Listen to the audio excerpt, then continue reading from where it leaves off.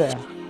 La peur est souvent perçue comme quelque chose de négatif, car elle est apparue pour la première fois dans les jardins d'Éden après la chute d'Adam et Ève. Elle est l'une des armes redoutables que le diable utilise pour paralyser ou voire même avorter la destinée des enfants de Dieu. Elle est l'une des grandes causes d'échec dans la société.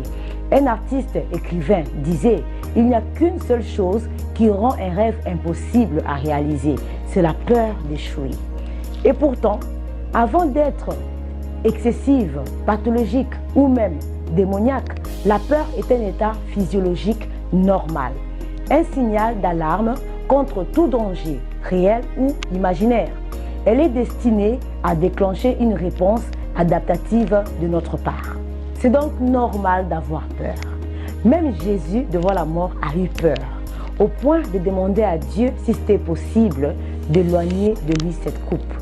Nelson Mandela dira « J'ai appris une chose, le courage n'est pas l'absence de la peur, mais la capacité de la vaincre. » Je dirais même que le courage, c'est l'audace d'affronter ce qui te fait peur. C'est lorsqu'on accomplit les choses qui nous effraient le plus que l'on est le plus fier de soi. J'aimerais te dire ceci. Aussi vrai que la peur existe, aussi vrai les secours de Dieu existent pour t'aider à l'affronter. Dans la Bible, le mot « ne crains rien » est répété 365 fois. Parce que Dieu, dans son omniscience, savait que tous les jours de l'année, tu aurais besoin de cette parole pour t'aider à affronter les situations qui vont te faire peur. En Ésaïe 41, 10, il est écrit « Ne crains rien, car je suis avec toi. Ne promène pas des regards inquiets, car je suis ton Dieu. Je te fortifie, je viens à ton secours, je te soutiens de ma droite triomphante. » Waouh, quelle belle promesse! Adam, dans les jardins d'Éden, a eu peur parce qu'il s'est senti seul. Après avoir péché, l'Esprit de Dieu est sorti et c'est l'esprit de peur qui a remplacé. Cependant, par sa mort et sa résurrection que nous fêtons en ce mois d'avril, Jésus est venu vivre en toi au travers du Saint-Esprit. Donc, la peur n'a plus raison d'être parce que désormais, tu n'es plus seul. Tu as l'Esprit de Dieu qui vit en toi, qui est un esprit de courage et non de peur. Un esprit d'adoption qui crie « Abba, Père ». Désormais, tu n'es pas seul dans tes combats. Tu n'as donc aucune raison d'avoir peur de qui ou de quoi que ce soit. Je vais t'informer quelque chose. Ce qui te fait peur aujourd'hui est la rediffusion d'un direct qui a déjà été joué par Jésus. En réalité, ton problème même a peur de toi, car il sait qu'il a déjà été vaincu il y a 2000 ans. Car Jésus, en ressuscitant, est ressuscité avec toi et tout ce que le diable t'avait volé, c'est-à-dire la raison même de tes peurs.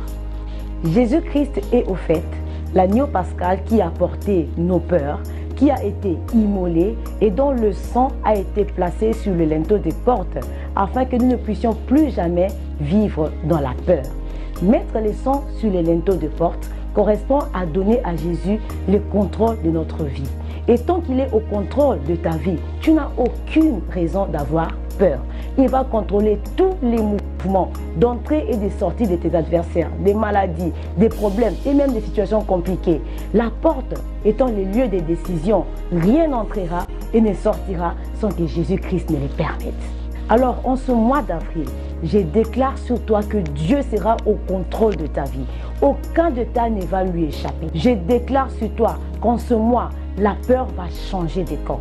Parce qu'au jour de la Pâque juive, ce n'est pas les Israélites qui ont pleuré leur premier-né, mais c'était les Égyptiens. Je déclare que tous ceux qui ont voulu te voir échouer seront dans la peur de te voir réussir au nom puissant de Jésus.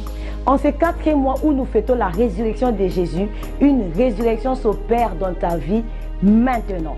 De la même manière qu'Ézéchiel a demandé à l'Esprit de venir des 4 vents et de souffler sur les ossements desséchés afin de redonner vie, je déclare maintenant que le Saint-Esprit qui a ressuscité Jésus-Christ d'entre les morts puisse ressusciter maintenant ton avenir, ta destinée, ton futur, ton histoire, ta santé, ton mariage, tes affaires, ainsi de suite. En ce mois d'avril, la mort va passer par-dessus ta maison parce que quelqu'un est déjà mort à ta place pour que tu sois en vie.